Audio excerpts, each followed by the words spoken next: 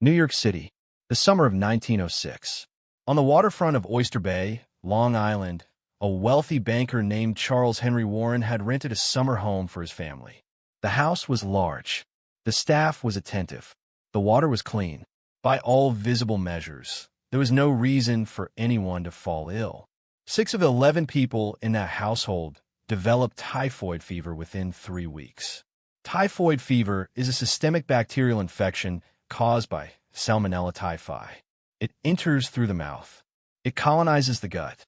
In the early 20th century, it killed roughly 1 in 10 people it infected, sometimes through intestinal hemorrhage, sometimes through the rupture of organs that have been quietly eaten through over weeks.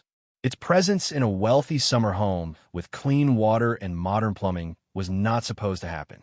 Typhoid was a disease of poverty, of overcrowded tenements, of contaminated rivers, not of linen tablecloths and Long Island breezes. The landlord, a man named George Thompson, was alarmed. 3 other families had rented that house in recent years.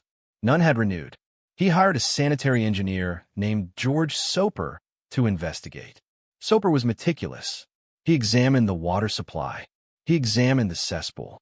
He examined the milk delivery records and the shellfish. Everything came back clean. And then he looked at something most investigators would not have thought to look at. He looked at the cook. Her name was Mary Mallon. She had taken a position in the Warren household in early August, 3 weeks before the outbreak began. She had left quietly shortly after the last case was confirmed. She was, by all accounts, an excellent cook. Her oysters were particularly well regarded. Mary Mallon had been born in County Tyrone, Ireland, in 1869. She emigrated to the United States as a teenager and found work as a domestic servant in New York. She was skilled and reliable, moving between the households of Manhattan's prosperous families as demand required. She did not appear sick. She had never, to her knowledge, had typhoid fever. She had no reason to believe she was dangerous. Soper traced her employment history backward with the patience of a detective and the training of an epidemiologist. He found that in the 7 households where Mary Mallon had worked since 1900, typhoid fever had appeared in 6 of them. 22 people had fallen ill. 1 had died. The death was a young girl in a Manhattan townhouse who had eaten a dessert prepared personally by Mary.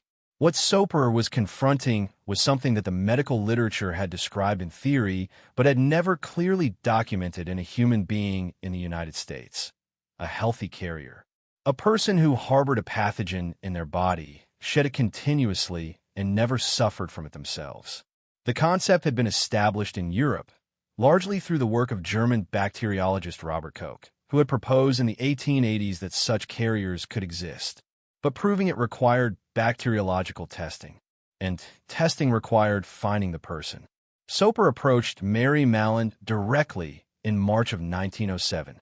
He found her working in the kitchen of a Park Avenue mansion belonging to a family named Bowen. He explained what he believed. He asked for stool and urine samples. Mary Mallon threw him out of the kitchen. She was not being irrational. She was a working woman in a foreign country. A stranger had appeared in her employer's kitchen to tell her that she was silently poisoning the families she had served faithfully for 7 years, that her body was a weapon she had been wielding without knowing it, and that she needed to provide biological samples as evidence. She had no symptoms. She had no illness. The accusation must have seemed like persecution. Soper returned with a colleague. He was thrown out again. He brought the matter to the New York City Department of Health. Dr. Herman Biggs, who oversaw public health operations in New York, authorized action. On March 19, 1907, Dr. Sarah Josephine Baker was sent to the Park Avenue house with a team of police officers. Baker, one of the few female physicians working in public health at the time, later described what happened. Mary Mallon fought. She had to be physically restrained. She was carried into an ambulance, still struggling. Baker sat on top of her for the ride to Willard Parker Hospital. The samples taken at the hospital confirmed what Soper had suspected. Mary Mallon's gallbladder was chronically infected with Salmonella typhi.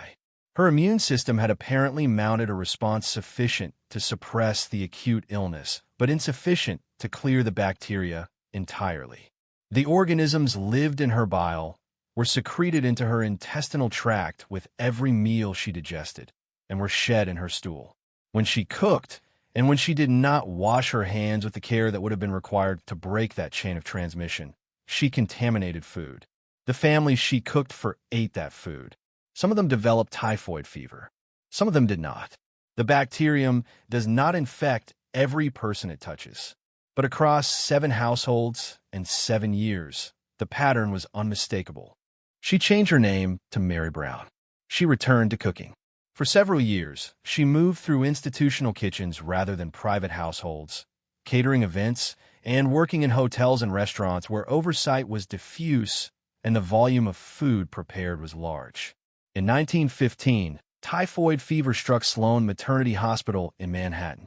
25 people fell ill. 2 died. Health investigators traced the outbreak to the kitchen. The cook was Mary Mallon. She was arrested again. There was no negotiation this time. She was returned to North Brother Island, and she remained there for the rest of her life. 23 years. She suffered a stroke in 1932 that left her partially paralyzed. She died in the cottage on November 11, 1938, at the age of 69. An autopsy confirmed live typhoid bacteria in her gallbladder. The scientific legacy of her case extended far beyond her death. Dr. George Soper published extensively on healthy typhoid carriers, helping to establish the carrier concept in American public health thinking.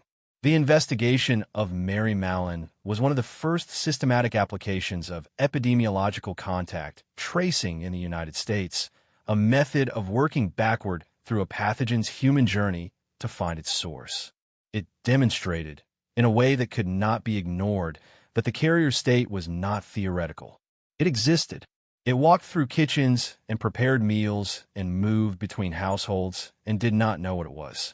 Later estimates suggested that by the time of her second arrest, Mary Mallon may have been responsible for between 50 and perhaps several hundred cases of typhoid fever, and at least 3 confirmed deaths, though the precise number will never be known.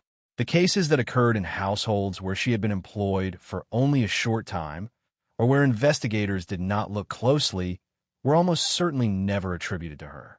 The ethical questions her case raised did not resolve with her death.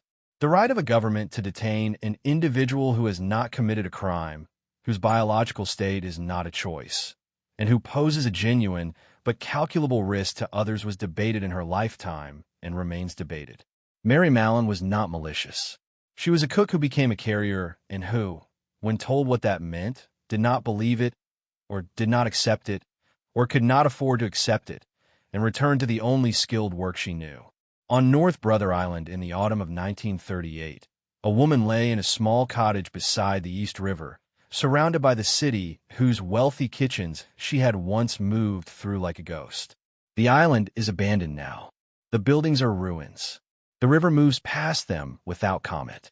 She infected 53 people and never fell sick. That is not a figure of speech. It was a feature of her immune system that medicine had only just learned to name.